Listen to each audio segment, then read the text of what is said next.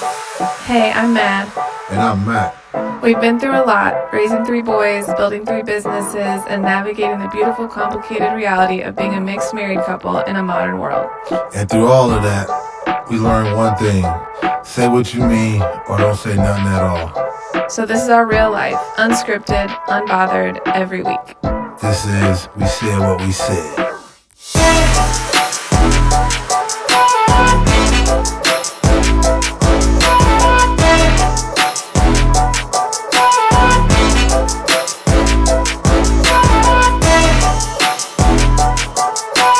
All right, we're ready. Our first episode with a guest.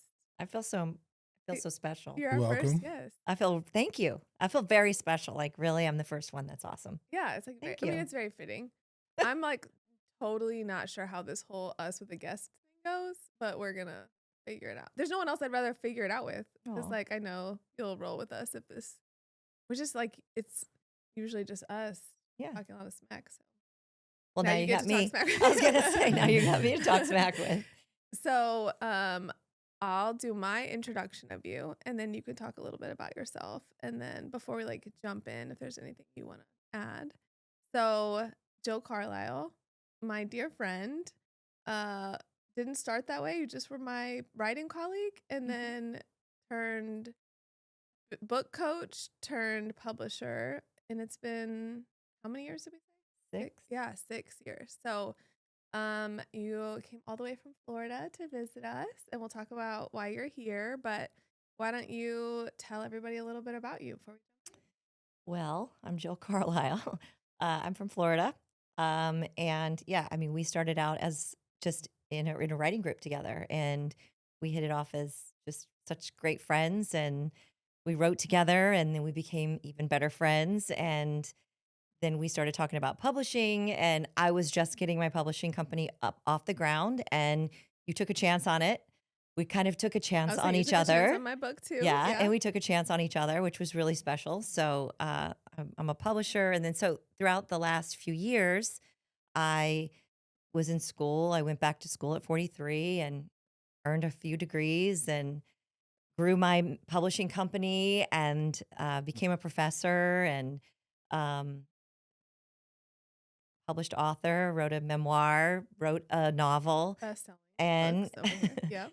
and I've just sort of been evolving, right? And that's kind of been my whole shtick is just to evolve. And I found midlife to be scary as hell, but also a time to evolve and a time to kind of show other middle-aged women and also women that were young, that are younger. This is what you can do. Like we're not our mother's 50-year-olds anymore. We have an opportunity to evolve. So it's kind of been a time of exploration for me and growth. And so here I am. I'm so excited that you're Yeah. here. It's fun because we like do business, but we're also friends. So it's gonna get interesting. Yeah. Yeah. Anything before we jump in that you want to mention, ask? You've kind of been along for our friendship Yeah, evolution. I was just wondering, like, if you could tell the audience, but you kind of did already, how you guys met, but you kind of already did. I can bro. tell one story about our meet cute, which is that we were in this writing group and it was Zoom. So we were all over the country. I had never been I don't even remember how I got into the writing group, honestly. I think I was just looking for something. And I remember all the people, like the Zoom, everybody in their backgrounds and I just remember like the things that you were saying in terms of feedback was like, oh yeah, that's like my person. Because I was finishing my dissertation at the time Yeah. and you were in, I was actually teaching. you were doing something It was my first year academic. as a professor. Yeah, it was something, I Yeah. remember something like very highly academic because I was talking about how hard it was to take off my like technical academic writing hat and put on my creative writing hat. And of the whole group, we were the only one who had anything remotely relevant to Right. say. And so then afterwards, you and I kind of connected from there and then kept it going. So We did. And I remember that we did talk a lot about like how to take that academic voice off and the hat and the voice and to then turn it into something creative. And we just connected big time. yeah, It like, just right really, away. yeah, it was. And it's cool because I feel like I've been there with you through all the things, at least in the last 6 years. Well, and like, vice versa. yeah, so Been a much has lot, huh? happened. Like Yeah. yeah, but like everything that all the new ventures that the both of you have kind of Yeah. started Oh, for sure. started and gone through and just all the times that you came to me and talked to me, and Yeah. vice versa. Like Yeah. we've both talked to each other, talked through Yeah. everything that kind of we've done. It's been cool. It's been Yeah. really cool. Yep. All right, so I want to spend, if we can do it, I want to spend some time really talking about publishing. I want the audience, the people who are watching this, so many people ask me either for access to you or like, how do you get published? And so I'd want to use at least the first part of the podcast to give like almost like a free look into that world and like the things I've learned and the things that you can share. But then I do think it would be fun to do a condensed version of our normal segments, but with you in them. And I have sort of a fun spin on how I want to do that. So assuming we have time. So I guess just to start out, I mean, you've obviously have your own publishing company and that's grown and evolved, and you've published both of my books, number 3 on the way, but you talk a little bit about the types of authors that you publish and maybe what you've learned both as a published author but also a publisher. So back in 2017, I was just graduating with my bachelor's degree. And I have a literature degree.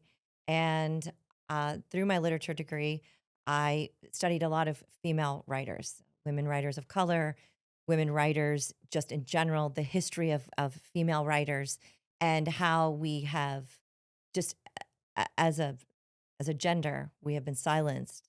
Because at the end of the day, really writing has been and publishing has been primarily a male dominated space.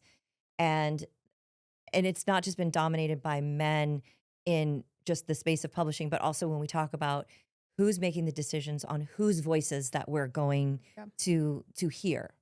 And when I did a lot of studying on, took a lot of classes on, the first female authors and how hard they had to work just to write words on the page to be taken seriously, and it goes all the way back to the 1600s. And the thing that I learned, it was like, I want to do something different. Not only do I want to be able to publish female voices, but I want to be able to publish marginalized voices. And so in 2017, I'm like, I don't want to go the traditional route. I want to figure out how to do this independent book publishing. I don't know how I'm going to do it yet, but I'm going to do everything I can to learn about it. So that's where it was actually called the Empowerment Group, the Empowerment Group or something like that. It was like a different name than it is now, kind of just by a few different words.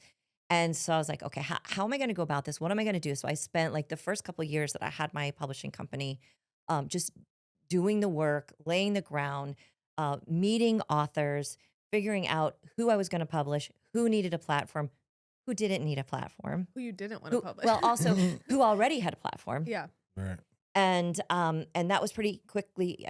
I was Yeah. able to figure out who already had a platform, and so those that had a platform, I knew that those weren't going to be the people that I Your niche. published. Yeah. And so I was really able to kind of hone in on what my identity was going to be as a publisher. And so then I got in the writing group, which was before you were in the writing group. And I also started working for an independent publisher out in Los Angeles. And this was during COVID, like right at the very beginning of COVID. And so I was really, it was a tough time, and I was really learning, and I learned from this one publisher what I didn't want to be, how I didn't want to publish. So the way that I came into publishing was really like what I didn't want to be, what I didn't want to do, and how I wanted to be able to kind of take publishing as a whole and be a part of kind of turning it on its head and change. And at that time, when the world was going through COVID and the country was going through COVID, there were so many changes happening as it was. And so I felt like I could really make a difference at that time and kind of step into a role and into a space that really wasn't oversaturated. So that's kind of how it started. And so when you kind of came on board, I was like, all right, here's what I'm doing. Here's what I'm going to do. Do you want to be a part of it? And Recruiting, eh? exactly. and I was just thrilled that you trusted me enough to be a part of it. So then after that happened, I started to just take on authors that independent publisher, kind of a whole different spin. I wasn't going to be the traditional publisher. I didn't have the traditional distribution. I didn't have the traditional way of doing things in the publishing company. And it was a risk that I took, but I knew that I know that things don't happen and changes don't happen without taking risks. And so I did all I could to learn, and I never, not once did I advertise, never did I go out and say, hey, come be a part of my publishing company. I just really engulfed myself in like, how can I learn as much as I can and meet the people that I want to meet and publish? And really, people found me. They found me through word of mouth. They found me through, they found me through my authors. They found me through the stories that I was telling and the authors that were telling their stories. And so, And you were also like even online, like on social and through your newsletter, you were giving away a lot of resources in terms absolutely. of like teaching and coaching. And I remember people finding you because your resources were for writers, like teaching the Yes. craft of writing. Yeah, I was teaching the craft of writing. I had earned I'd just gotten done with my double master's degree in English literature and nonfiction creative writing. And then I knew that I also wanted an MFA in creative fiction. And so as I was learning, I was also teaching, which gave me a lot of practice in teaching. And so everything that I was learning, I was then turning around and teaching others and offering that information, not gatekeeping, but offering that information to Right. other writers, which I felt that was something that was very important to As one me. of your authors, it helped so much because like I was coming out of academic writing and now coming into creative writing. And I think a lot, which we'll talk about, I think a lot of people have this idea that creative writing is just really fancy journaling. And it's a craft and you It is have a to like craft. take it seriously and learn.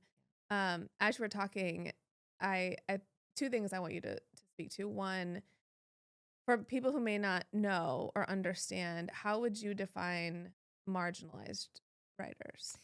Like, what do you mean when you say that? So I marginalize those of us that stand on the margins. So brown and black people, um, women who have historically been told to stay silent. Anybody that has been told to stay silent. Anybody who has been told that their stories don't matter. Anyone that um, marginalized me. Yeah, Anybody that's standing in the margins. Anyone that doesn't have the privilege, isn't the or that majority. doesn't. Yeah. Not that they don't. Anyone that's not being. That was right. We all know You what said that it means, right. right? You know? Yeah. We know. I mean, Yeah. like if we're gonna Hey, we said what let's we be said. honest. We said what we Yeah. said, right? Yeah, you said it right And the first so time. though, and so that's been really important to me. But here's something else that I discovered about what marginalized means, and this was something I really had to grapple with because you know what my mission has Mhm. always been. But I also feel like there are marginalized stories. And sometimes it's not the person, it's the story that's marginalized. Mental illness, um, Substance abuse. I substance think I've seen- abuse, Yeah. absolutely. Those that are judged by society, because when we talk about marginalization, we also talk that goes hand in hand with social constructs, right? Because when we're born innocent. Right. And so then we are conditioned by our culture, by our community, by our family. And sometimes even our family marginalizes us, right? We're marginalized by our Sure. families. And so, like, I have had a couple authors that at first I was like, no, I'm not publishing them. And then I listened to their story and I was like, but they're marginalized too. You know, I have one author who is on the schizophrenic spectrum, and he's actually a professor. But it wasn't until he was able to write his story where he was able to get his story out, and he wrote it. It was a lyric. He wrote it all in poem, it's a lyrics called "This is not a death sentence." And so, anytime someone says like when we talk about mental illness, we talk about the marginalized who have a mental illness, even though he comes from a very privileged background, because he had that marginalized story, because he Wasn't has the that mental majority, yeah. illness, he was held back from Probably being everything, all that yeah. he wanted to be because of this Oh, you don't want to take medication. Oh, you don't want to do this. Oh, you don't want to do that. Well, you're banned from doing this. You can't do that. And they didn't really understand him. And I thought your story needs to get out there so that people Yeah. understand that just because you're on that schizophrenic spectrum, that does not make you any less of a person. Or your story less of a story. Exactly. Yeah. So your first published book, Finding 50, which people can buy if they go to the Empowered Press, or if you want to come visit Salty. I'm Salty, just saying, yeah, or Good yeah. Books. Come We got, on. signed copies, just saying. But so it was a memoir. Yes. I was there with you when you published it, and I don't even remember what year you published it. 5? 2022. Okay, about 4. So I remember when I first started it, I was excited to read. I just like to read, and obviously I love you. So I was like, oh, this will be fun. But I remember thinking like, what am I gonna get out of a memoir about kind of coming into your 50s, right? I remember thinking like, I'm not close to 50. Now I feel much closer to 50 than I did 4 years ago. But I just was like, I don't know what I'm gonna like, how is this book gonna be for me? And then as I was like reading it, I think I've read it like 3 times cover to cover. And I've told everyone my age, younger, older, everyone, like there's something in it.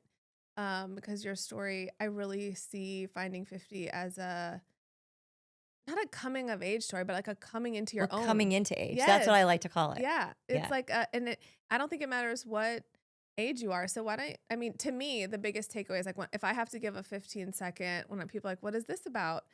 I mean, obviously I tell them who you are and how I know you, but sort of your story of your relationship to education and how kind of that comeback story.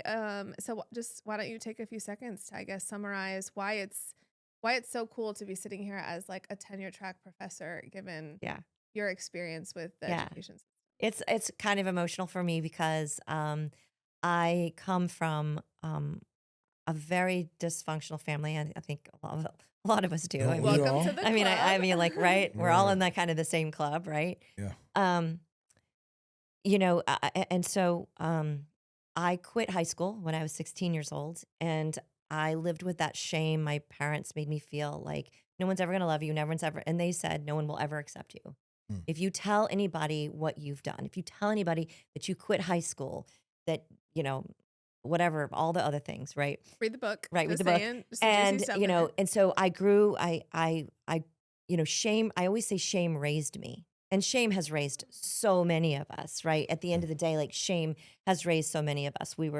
I was raised to feel very ashamed of anything that I didn't do that was kind of the construct in my family, right? It was very performative, right?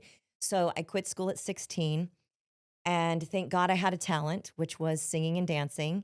And when I was 17, I went and auditioned for Busch Gardens because I'd been singing and dancing since I was a little girl. Hmm. So I auditioned for Busch Gardens and I made it. I got the job and I was an entertainer at Busch Gardens. And through Busch Gardens, I was a little girl. I was a baby. I was 17 years old, almost 18. And so everybody that was around me were all older people, and they taught me music. They taught me how to be a musician. And so I met my son's father there, and we got married, and I was just young. And so I wasn't really thinking about, going back to school, but I always knew in my mind, I'm like, one day I'm going to go back to school. I'm going to go get my GED and I'm going to go back to school. But in the meantime, I can't tell a soul, I can't tell anybody that I've quit school, because if they know this, my mom already said, Isn't no it one's going to crazy how accept you. that It stuff is. just Yeah. doesn't leave Yeah, you? it is. And so, Hanging over you. yeah, I lived with that secret. I didn't tell anyone. Nobody knew. Hmm. Nobody knew. And so I said, when my children graduate from high school, I'm going to go get my GED and I'm going to go to college. And so when my daughter graduated in 2013, about 4 months before she graduated, I went and I signed up to get my GED. And I passed. Well, I didn't pass the math. I had to go back and take the math. I'm an English major, I'm a words person, not a numbers person. And so I had to go back and do that. And I remember I had pneumonia, I had really bad pneumonia. And I went back and I took the test and I passed it. And I took my little GED certificate and I went, at the time I was living in Tampa, but moving over to Melbourne. and I went to the community college, which is now the state college that I teach at. I didn't know that. That's Yeah. And I went and I took my little diploma and I went and I took my little test and I got accepted. I had to go take the remedial math. And No I was shame in that like, game. yeah, I was just No. I was just thinking I'm just going to make C's and I'm just going to get my AA. I'm going to feel really good if I get my AA. And then I got all kinds of scholarships and then I got accepted to University of Central Florida. And then I went through University of Central Florida, graduated magna cum laude. Out of 64,000 students, I graduated in the top 5%. Wow. And then I went to the University of Miami for We'll a save couple that for the- semesters. And we'll save that. And then that was not the program that I wanted to be in. They didn't have a good liberal arts program. So then I went and I went to Southern New Hampshire University. And then I went there for 6 years. And your- yeah, and now I'm getting ready to go to Old Dominion for my PhD. Totally could have left Miami out. But it's okay. Yeah, but I had All to the drop other that. names, you know? Nah, I'm just We'll messing. save that for the sports Yeah. segment. I mean, what message do you have for people who are thinking about going back to school and or like have that sort of shame piece? I do think if I answer that question, I was a school junkie, always was. It's why I got my doctorate. I Yeah. didn't get my doctorate because I wanted my doctorate. I got my doctorate because I had something to prove. Newsflash, it doesn't fix the broken part. Still It's trying to just prove. a lot of student debt and work. Yeah. And it doesn't, I'm not saying school isn't valuable. It absolutely is, but it doesn't fix the things, right? I do think that going through it helps me realize like, wow, I can do this thing. So when people are like, I'm thinking about going back to school, like I have people now, I have employees now who are like, I think I'm going to go back to school. And I give like so much support from me in that, as long as you're doing it because you want to do it and you're not doing it to fix a broken part, or know that you might go through all of that and it might not fix the broken And pieces. Yeah. Yeah, you're gonna That owe some too. money, and I owe a lot of money too. you. Yeah, it's a tough, but as cliche as it sounds, is that it is never too late. The other thing, I'm like you. When people say to me, "Oh, that's so inspirational," what would you say? I say is do it for you, don't do it for anybody else, because you're right.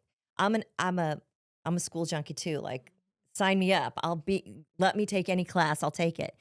But for me, my family and their dysfunction and the dysfunction that I sat in with my family, they took so much from me, right?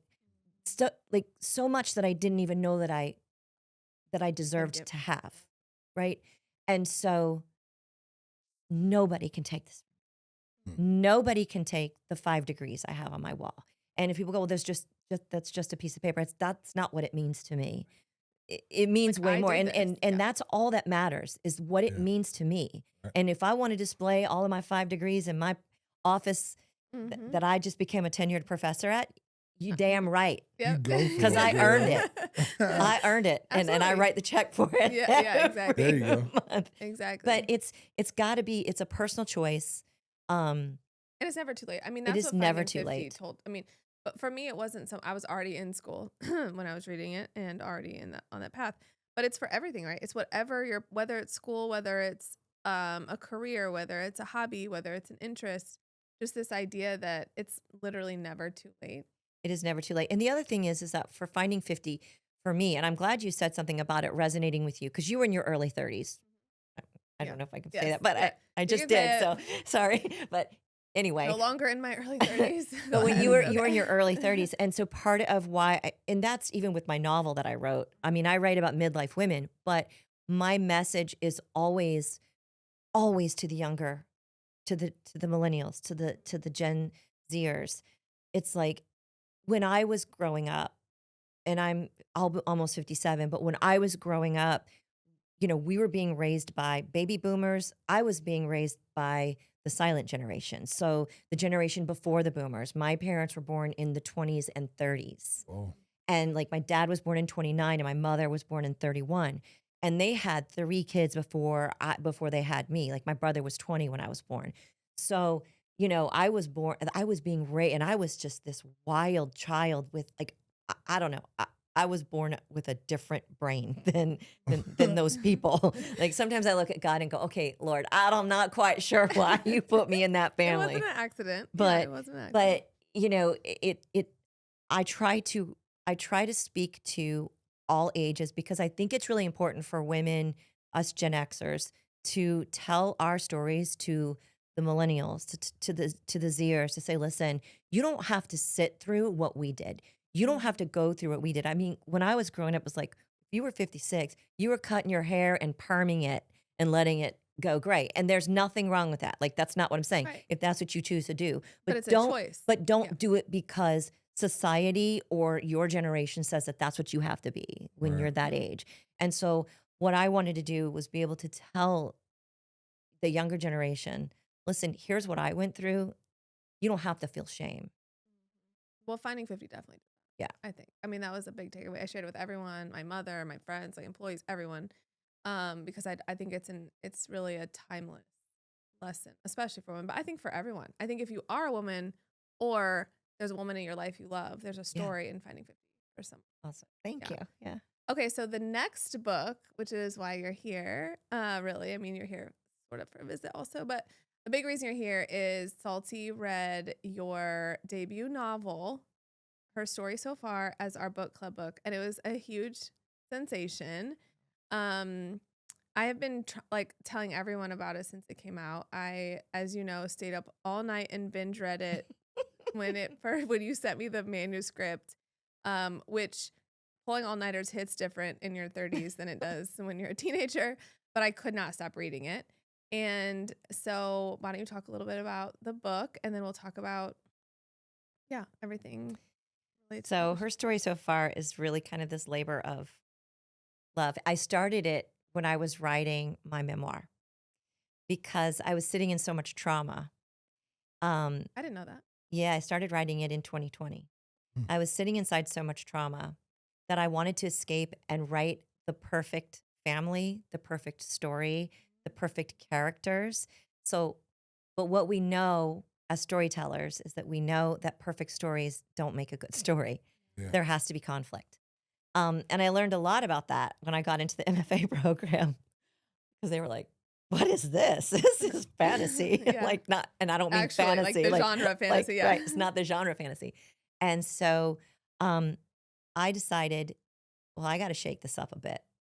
And I like to be a disruptor and I like to really disrupt the norm. And I don't want to be status quo and I don't want my characters to be status quo. And I also want younger women and middle-aged women to know that they can change their mind about anything at any age, like who they are as a woman, as a person. And that goes for just people and In humans general, in yeah. general, right? We You have reinvent yourself. right. We have that. So I just sort of said, I created this character, Kelsey Joe, and I created this husband that she had, Alex, and I created this best friend. And I'm like, okay, how can I shake this up? And so I shook it up and I shook it up big time. And so I really just sat, and as I was writing, there's this, you can pants or you can plan. I didn't plan anything out of the story. I let the characters tell me what they wanted to tell me. So I literally was like writing and kind of saying, what would she do? What would she do in this situation? Right. What could these other people do? Like, and I wrote it in first person. So from Kelsey Joe's point of view. So I was like, okay, what does she want? This woman doesn't even know what she wants until she goes to this widows group. And then she meets this person and her life was changed. And so I just kind of let her tell me what she wanted. And I don't want to give the story away. I know it's so hard because I want to give teasers. But there's so many twists and turns. There's so many twists. And I will say, being your friend and being there when you were writing it and getting like, oh my gosh, you will not believe what I wrote last night. It was sort of like, you will not believe what came out last night, Yeah. right? Like it was like, it just evolved. And that honestly was when you were writing that novel. So when you did Finding 50, I did Mofo right after Finding 50. Yes. So you were writing a memoir, I was writing nonfiction. And I had always sort of positioned myself as like, I'm a nonfiction writer. That's what I do. And then watching you write Her Story So Far was like, wait a second. I've always wanted to write fiction. Why don't I? And watching the story like come out of your brain, like wherever it lived. And I would get these messages, and then the book would take a totally different turn. And you would read me like a paragraph or something, but you were so excited I about know. what was happening. And Yeah. I was so into it. And then like when you just need to read the book, but when the turns happen, And then I was another just- turn happens. another turn, and like all the turn, and then you're at the end, and you're just like, I don't. It's so fascinating. What is different about writing a novel than writing a memoir? Oh, I liked it so much better. Yeah, less trauma or more? Or same? It was Just well, different? it was trauma that somebody else was going through. It Yeah. wasn't Yeah, it wasn't trauma your that That's I was always going better. through. Yeah. Yeah. Like I didn't have to like or what I could I mean, I didn't have to sit through the trauma. Like I could just write about it from here. Even though I was writing first person, I could write from it from here. And then I could power down my computer Exactly. and walk away. So when I was writing my memoir, it was like even when I powered down my computer, Yeah. I was still sitting in it. And so, but with her story so far, it's just I wanted to write about a middle-aged woman who who discovered like the biggest, most hurtful thing that could ever happen to anyone in their life. And then how she turned her life, you know, all the Reversed. situations and circumstances, and walking into another space that was just so like, but it just happened seamlessly, right? It just happened in a way that she didn't think about it. She didn't have to consider it. It just evolved. And I think that's the big overarching message is the evolution of oneself doesn't stop when we become wives or mothers. It can continue on whether we're 35, 45, 55, 65. And that was what was really important to me. We just talked about that in the last episode, that it's so hard to keep your identity once you become a spouse or a parent or a caregiver, whether it's to a child or to a parent. It's so difficult to keep. You have to be really intentional to like keep your identity intact, but then also evolve that identity at the same time. Well, I think one of the main reasons that we all have, especially women, is that we are listening to everybody else tell us what we are supposed to be and what rules that we are supposed to follow because society says, okay, you're the woman. You have to go take care of the aging parent. And yes, we all want to take care of our parent. You've got to do this. You've got to do that. And it's like we lose ourselves in that. And I don't think that those are like mutually exclusive. I think we can have all the things. I think we can be all the things. I don't think we have to just be one thing. And that's kind of where I was at with Kelsey Joe, is that she was one thing, and then she was able to evolve into so many different parts and pieces of happiness and evolution and changes in her life that she never expected. And just because we might plan something when we're 25 or 20 or 18, that doesn't mean that has to be the be all end all. Yeah, as you evolve. Right. Yeah. But that goes for just humans. I'm not talking about just women. Yeah. I'm talking about human beings in general, because we are not the same people at 45 and 55 and 65 Trust me. that we were at No. 25, right? Yeah. Like, and I think that grappling with that, like when we're young, we grapple with puberty, right? Like that's the thing. Like we go through puberty, and so we go through those changes.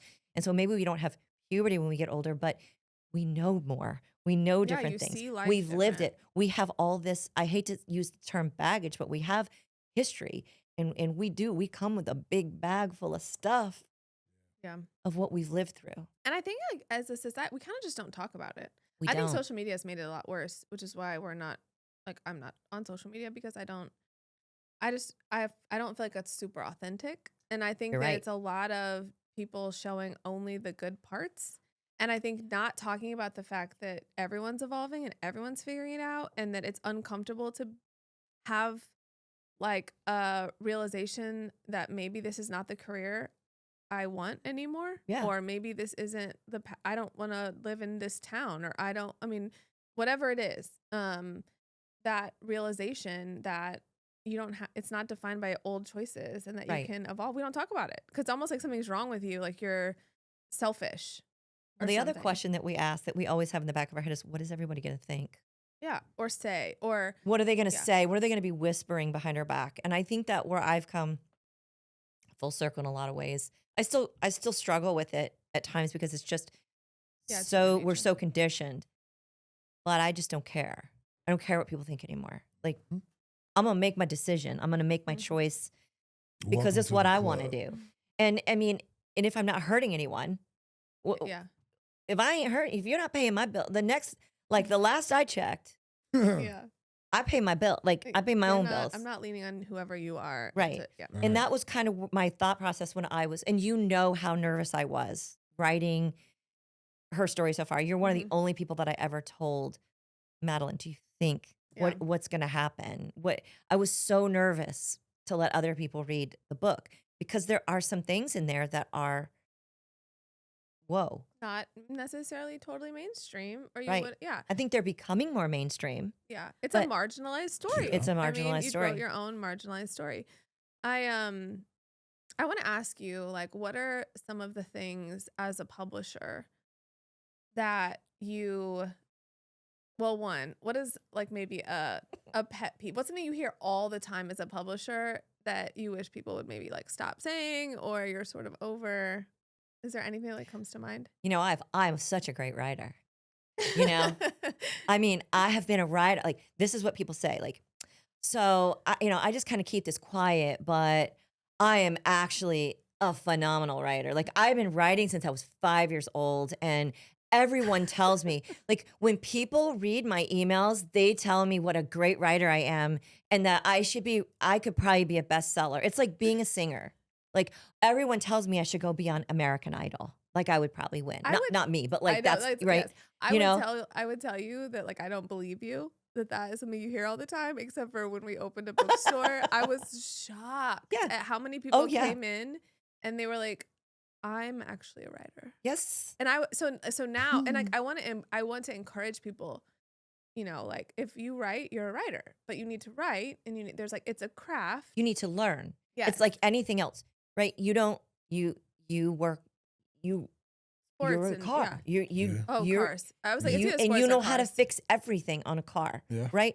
But you didn't just walk in one day and start working on cars. Like, Well, I mean, No, it comes no. naturally to him. Well, No, but my but it's uncle. the same thing. Something can Okay. come naturally yeah, no, to you. I'm just being But yeah. you have to still craft. have to It's your you have to craft. learn the craft. You have to learn whatever it is that you're Yeah. doing. And it's the same thing with writing. Yes, you can be a good writer. And if you write, you're a writer, but you also need to be open to learning the craft of writing. It's no different. Like, if you're cooking, you Mhm. got to read, I mean, unless you're just making a hamburger patty, you know, like, And even then sometimes. Yeah. sometimes, Right. right? There's a recipe. And if you follow the recipe and you use all the ingredients, it's going to taste good. Yeah, even like the car example, you know, I never think about it like that because it does seem like it kind of comes really naturally to you, because it comes so not naturally to me. Like, I would be, if our life depended on me fixing a car, then there's no life They forget left. about it. Yeah, but You be taking an Yeah. Uber. oh yeah, we'd be walking. But then right when I think about it, like, sometimes you butt up against like something, especially on an older car, that like it's not working the way it's supposed to, or you can't figure it out, and then it's like Yeah. now you're on Or a they mission don't to make it find no more. exactly Right. find someone. Or I think that's the thing that's so frustrating about people who come in like to the bookstore or book club or whatever, is that they take it, like, I think about what I went through with the first 2 books and how much work I put into writing, and then how many hours we spent on edits and revisions. And like, it was work. It is work. Yep. It is not journaling. It Yep. is not hurling something on a page. And so when people are like, yeah, like, I write, and then they like, Oh yeah. it Everyone tells me I'm such a good writer. So, like, They I'm define sure you everything. are. yeah. But let me see it. Right. And if you're a great writer, then you will be open to. Amazon made this worse. And I know out they did. comes the red What do pen. they call it? I know. Print on demand, like POD, yeah, print on demand. Amazon. Or made no, it's Kindle. Like you can just You can just upload. upload, and now all of a sudden you are a published author, which honestly, amazing, good. Everyone should get to follow their dreams. But there's a difference between that and actually going through the practice of having your work Right. edited. You and I went through some Yes. some And you some, know, some I stuff. want to add this in too. It's like you don't have to have a degree in writing. Like Yeah. I tell people all the time. So, yes, I had these degrees because I wanted them. I had these degrees because I wanted to learn the craft of writing and get a degree for it. Right. That's my deal. That's my Yeah. choice. You don't have to do that. What you do have to do is be open to learning the craft. It's no different than anything else you love to do. If you want to do it well, you have to learn how to Have to do get it from coached. other You people do it. that have done it before you. Yep. I mean, you pissed me off. I Like- know. Like Mhm. full on whole pissed me off. So, question: what is it like working with her? You know, I live with her, so tell me what it's like. Do we- I Oh, love this is so interesting. I- Yes, please tell me. I love working with your wife. But no, I'm just kidding. No, there's no but. The reason I work so well with Madeline, and this really goes back to her having an academic background. If you have gone as far as she has gone in academia, as far as I have gone in academia, I knew by working with her that she was going to be able to take the critiques. I knew it would piss her off. I knew it would. And I was even, She pissed I me was off. there. Yeah, I would hang up from the Zoom and I would be like, "This mother," Yeah. but I knew it. But I that's would my shut job. up and I would edit Yeah. the piece. And there were times where I remember, especially on book 2, which was different than book 1 because book 2 was all me and it was a lot more storytelling. I remember on book 2 there were times where I would disagree with you, and we would wrestle, and those were moments where, because it was a technical book, the writing feedback got adopted, but sometimes you would say then, okay, well, that makes sense with that context, but we need to make sure the reader knows that.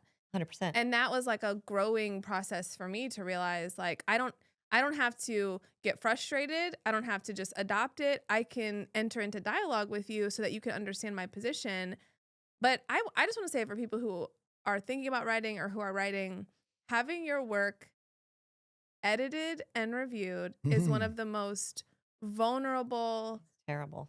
Yes, it is absolutely. Even like when you were going through your MFA, I remember you calling me and telling me about some witchy woman giving you feedback on something and how mad she made And you. I went like this in the garbage. Yeah, Just put it right in the garbage. It is, but it's like therapy. That's how raw having someone.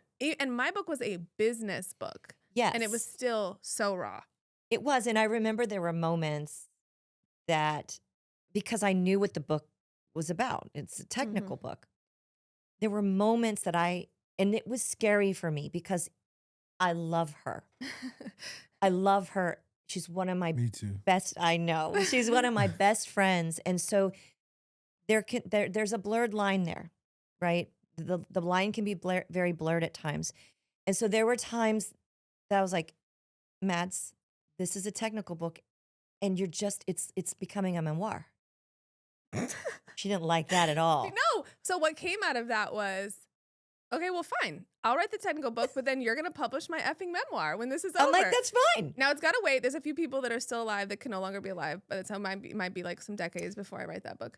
But she pulled something out, which was like, you clearly have a story to tell and it keeps trying to creep out. And I want to help you with that, but this is not the place. Right. Because I knew what I was thinking in the back as an editor. I'm coming in as a developmental editor and I'm thinking, you have to understand when you're publishing a book and there's a genre and you put on the front the patient guide.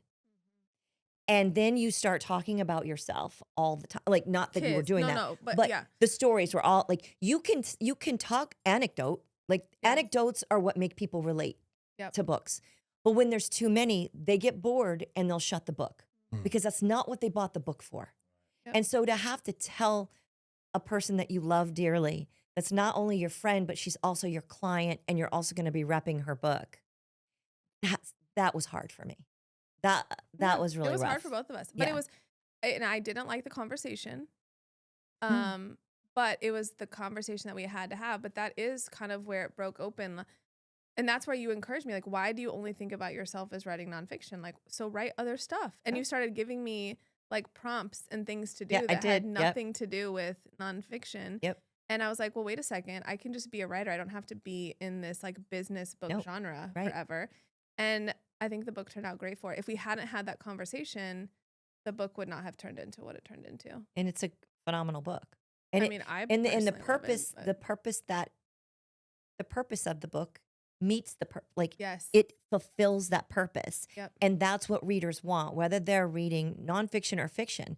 They look for a book with their own purpose.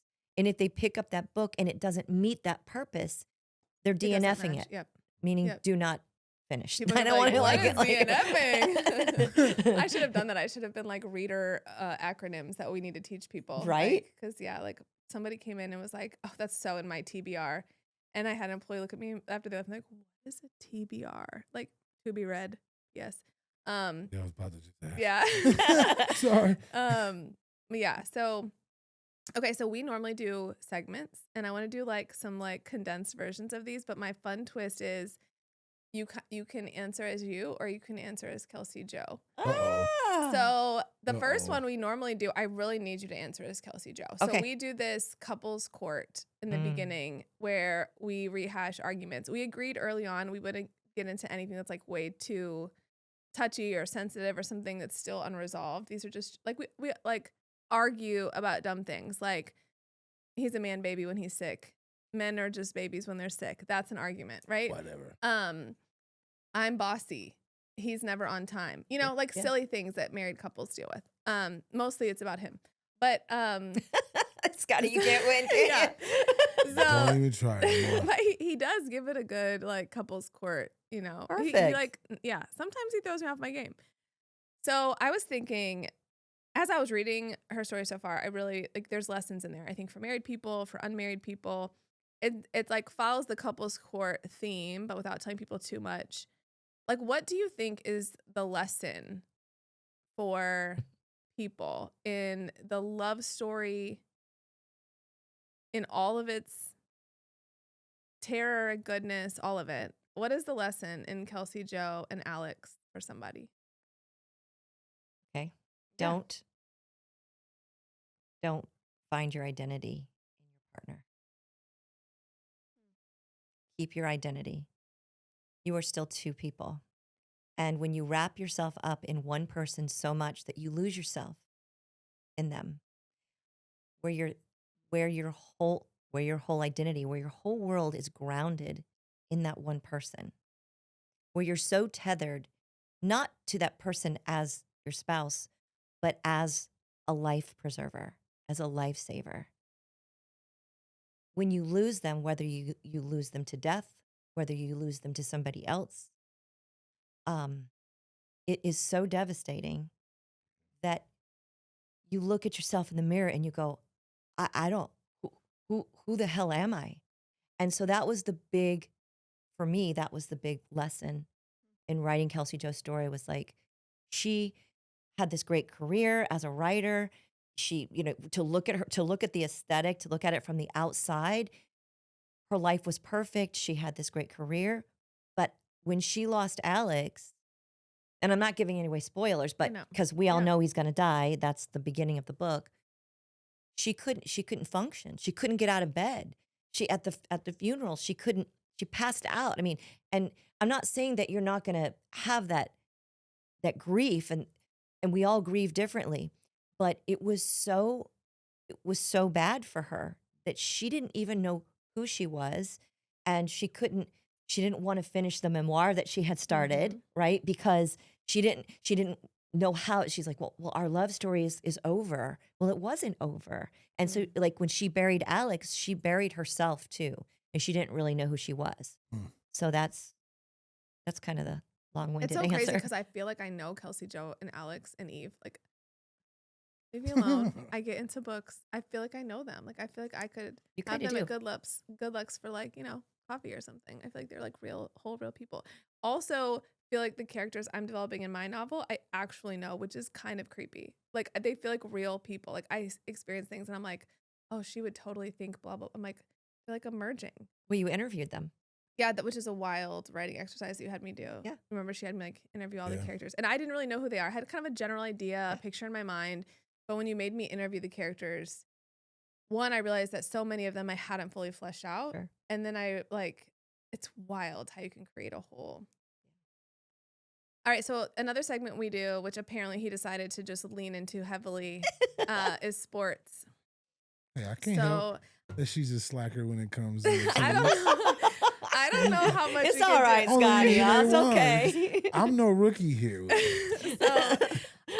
So when we went to the Ohio State game, I texted Jill because I was like, "Hey, we're going to the Ohio State game. I'm so excited." Thanks for not telling me. And then, oh yeah, no, I couldn't. And she was like, Oh. yay, go You're Miami." what? Yeah. And I had no idea. So I probably should sit in between you two right now. But so Oh, we no, have we're Ohio not. State and I like Jill. It's all in good It's fun, right, hurricanes, Scotty? but your husband was a Ohio State fan too. Yes. Oh, that's I gotta be mean, fun. born How and was raised. that? He's born and raised in Ohio.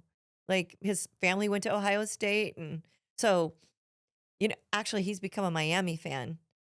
Yeah, Smart Whoa, man. a whoa, smart whoa, man. whoa. Yeah. Yeah. Well, I Whoa, mean, he, whoa, whoever you're. I mean, he loves the I mean, Buckeyes. you're just lucky I don't have a team because you would be converting. It would have to be that way. Not possible. he loves, but yeah, he.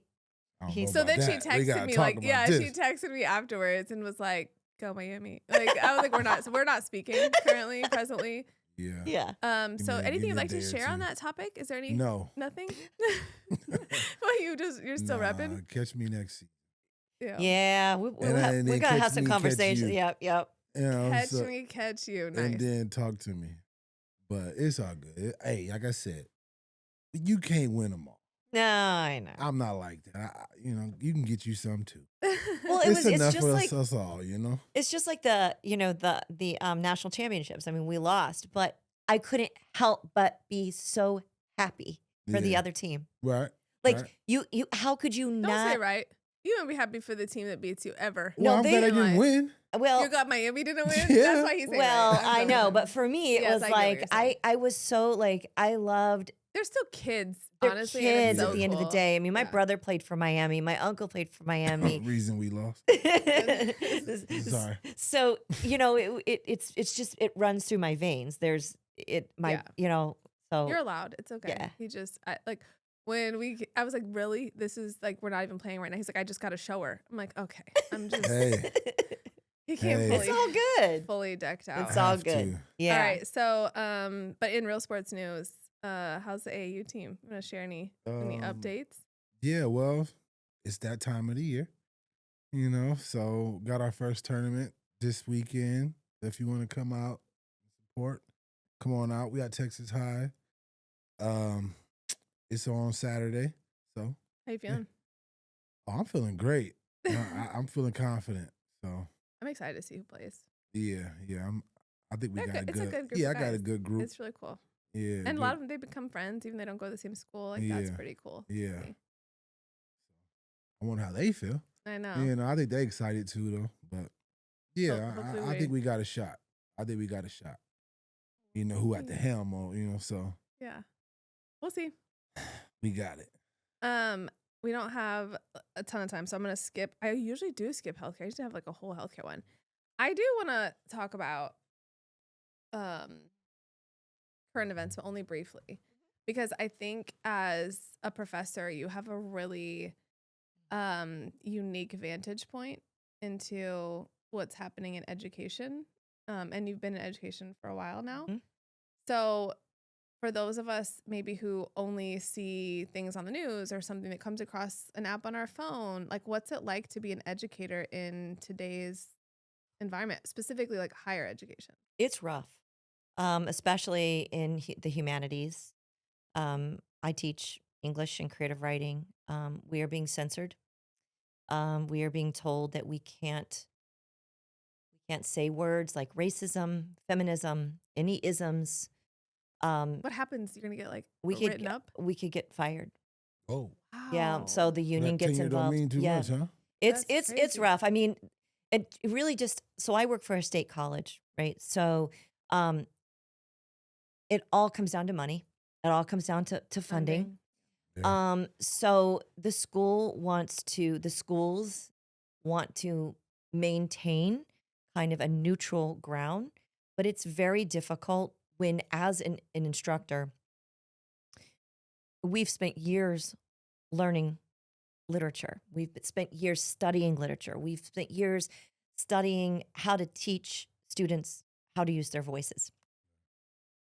And when we are censored or told that we cannot give our students all of the information, The whole picture. Yeah. the whole picture, it makes it very difficult.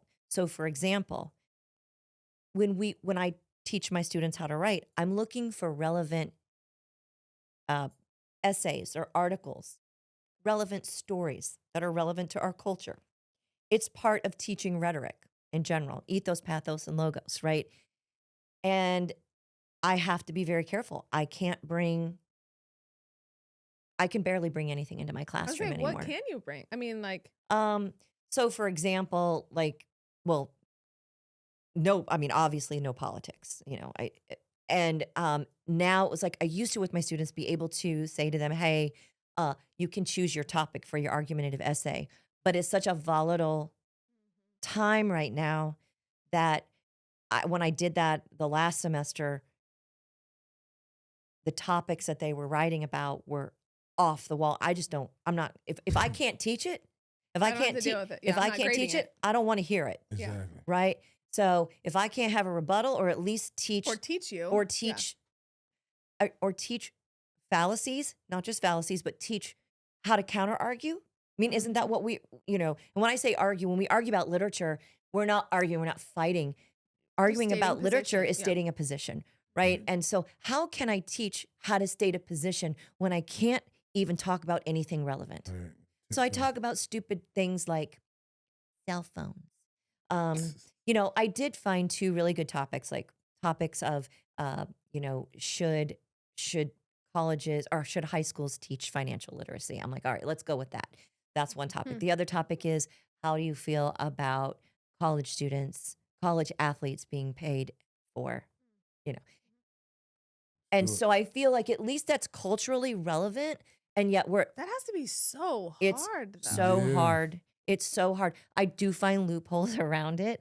I'll show things like female authors that have done maybe TED Talks, or there's like I love to teach this one, the dangers of a single story.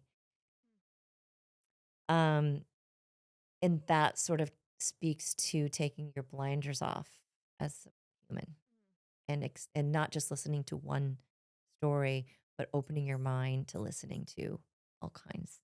It does. It's concerning as a parent because what it creates is it's almost like the message is we're trying to prevent an echo chamber. And instead, what's happened is we are creating an echo chamber. Right. And so, like the same message over and over all the time, but under the guise of we're trying to not control the message. Right. And it's just obviously it's on us as parents to engage at home. But then once they go to college, it's like much harder. Yeah. And I mean, the hard part is the engagement at home sometimes, because when we all grow up in a household, right? And our parents have the biggest influence over us. Now, I mean, when we were kids, it was just our parents. Right. Now it's social media, Yep. Exactly. right? Almost more so than your parents on Right. some level. Right. So, but for the most part, these students come to college. I do teach a lot of dual enrolled students as well. And they have only one ideology. They only have one opinion. And what college is supposed to do is that college is supposed to open our eyes Yep. and figure out allow what- us yeah. to, it's where we become Mhm. human. Exposed to other things. It's where we yeah. find our identity. So when we are censored from learning all these different other things that are out in the world, and we only get one side of a story, the danger of a single story, how are these kids going to learn anything? Because yes, there's social media, but we're talking about algorithms of social media. And they're also And only the- seeing one thing there. yes. It's just it's like just like designed for them to only see Right. one So thing. the algorithms are picking up everything that's their environment. So it's a tough time. It's a tough time. And I don't know where we're going to go with it or what we're going to do with it. But I just know that as an educator, I'm doing my best to find the loopholes and to find my way and to work my way around it and to hard. find ways to, and I do still I have students that come up and will ask me questions. And if they ask me questions personally, You can answer I personally. can answer them. Okay, so speaking of personal questions, we're gonna do a quick this or that before we do our mic drops. So this or that is something that we've done a couple times, and I think when we have guests, we'll do it. So yours is very publisher focused. Okay. So don't overthink it. I just Okay. want your first answer. Okay. And you can answer these. You can say if this is you as a reader or a publisher. Hardcover or paperback? Hardcover. Why? Oh, I love the feel of a book. I Ew. love the feel of the hardcover. So And fun that's reader. Publisher on paperback. Yeah, heck 'cause yes. it's The cheaper. cost all day, every day. We're talking budget as a publisher. Yes. I didn't even really, so like when you taught me about the printing process and then you had me feel like an Amazon print on demand versus the ones that we had printed, that's wild. Yeah. Okay, so one great book or a solid series? Great book. An author who over delivers on deadline or is late but it's brilliant? Late, but it's brilliant. Good, because I'm just kidding. I was quite late. I won't say how brilliant, but deadline. Yeah, I'd rather you be late and brilliant because I can, as a publisher, I can keep you on track, and I always work in a little cushion for the timeline. So I'd rather have some brilliancy Yeah, than just on time and dull. because dull, I'm gonna have to rewrite anyway. Like focused writing retreat or writing in chaos when it comes. Oh, focused writing retreat. I know the answer to this one. First draft perfectionist or messy and fix it later? Messy and fix it I know later. it. Also known as my shitty first draft. I can say Exactly. that. Big launch energy for a book or slow burn, like word of Slow mouth? burn. You've always told me, your books are never done. Well, they're immortal. Yes, they like, and it still is. They don't die. Yeah, it's wild. Now I might need a new edition. You but- can always bring them back. Yes. Oh, I don't know the answer to this one for you. I might because of these books, but prologue or jump straight in? Jump straight in. Audiobook or physical? Physical. I knew that one. This The is an audiobook interesting. kinda I guy. know. So- That's awesome, though. No, I mean, I love Yes. it too. I would rather hold a book. Now, when I'm in my car, I'm listening. Yeah. See, I think that's the thing for him is he's never sitting. He's Right. always doing Yeah, something. yeah. I'm always in. So So audio it's audiobook like works for you. listening. Yeah. Yeah. Okay. So author photos, a professional shoot or candid realness? Okay. So I like candid realness, but can it not be stupid? Yes. Like, I've Yeah, we seen can have some that real caveat. We stupid- can definitely have that I don't caveat. like the, I don't like the overpose like look over Olin the Mills. corner, Yeah, yeah. like so. I think there's got to be a happy medium there. Yeah. I also think it's really funny when the headshot looks nothing like the person in real life. Yeah. Over So filtered. filter or no filter? Yeah. No filter. Yes. Right. Yes. Especially. No AI. Right. Okay, so thank you for participating. Yeah. None of those like super surprised me. Mic drops, we just kind of like do a thought at the end. So mine is we launched a writing group, Grounds for Writing at Good Lucks. It's like a combo effort between Good Lucks and Salty. We launched it last week. It really was because I now have a deadline for book 3, which means I need to be writing every day. And so I'm writing, and I realized how helpful it was for me to have a designated writing time. Mhm. And there is actually a pretty budding writing community and a lot of folks who've been here and are published. And so I thought, well, I don't see really any writing groups. Like there's like online groups, but Right. there's not like what we had and where we met. And so we started that. If you're interested in joining, you can get to it through Grounds for Writing on the Good Luck site. But it's been good. So I have used it to really kick off book 3, and it just feels good to be in the disciplined act of writing again. What's really interesting is I really don't want to be writing book 3. I'd rather be writing my novel, but I'm going to do book 3 and then wait for the story to come out, and hopefully it doesn't accidentally sneak in and you have to have hard talks with me again. So that's my mic drop is I'm writing book 3 and we're shooting for March of 27. Yes. Your mic drop? Well, my mic drop ain't too Mikey? Mikey, I guess.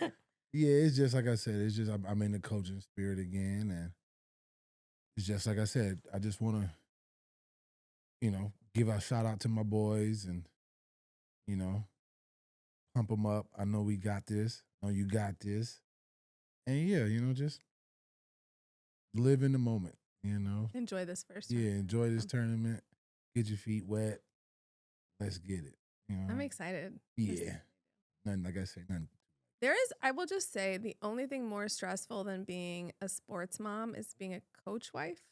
It is the most nerve-wracking. Maybe being a coach is worse. Well, you got both sides. That's what I'm saying. It's like, coach wife and I'm like, mom. I'm excited, but I'm also like, I get very anxious. Yeah. But it's going to be fun. Can't wait to see the competition. I know. We'll have to talk about it next week.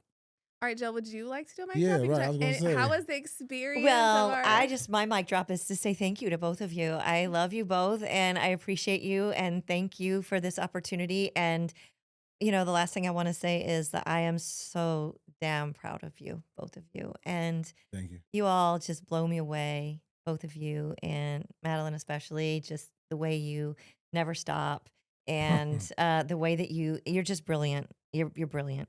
And I'm just very proud of both of you. So thank you for having me. Yeah, will you tell everybody before we sign off, how can they, other than Salty and Good Looks, one more shameless plug, how can they find your books, find you, follow your content? Where can they find you? I'm on Instagram at Jill Carlyle Writes. Facebook, same thing. You can find me at jillcarlyle.com or at theempoweredpress.com. But if you're local, please go Thank purchase you. my books from Salty Yes, or yeah. Good Lucks. We didn't pay her to If say you're that. if you're not local, you can purchase the books. You can actually even go to Salty and purchase them through their website. And if they run out, she'll just order more. Yeah, exactly. And she'll give her an excuse. That way. Yeah. Bring her an excuse to come back. So Yeah. thank you for coming. This was so fun. Thank You were you. the greatest first guest. I wish we had more time, but Yay, thank you. I'm well, honored. we said what we said.